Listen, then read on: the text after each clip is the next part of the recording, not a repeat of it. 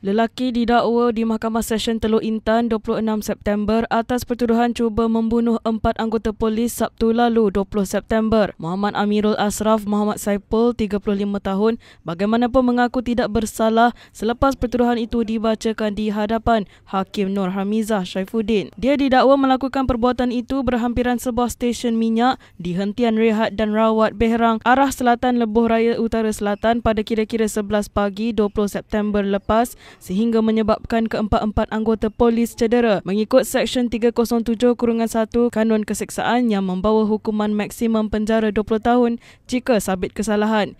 Mahkamah kemudian membenarkan tertuduh diikat jamin sebanyak RM10,000 dengan seorang penjamin dan perlu melapor diri di Balai Polis berdekatan sebulan sekali serta menetapkan 31 Oktober ini sebagai sebutan semula kes.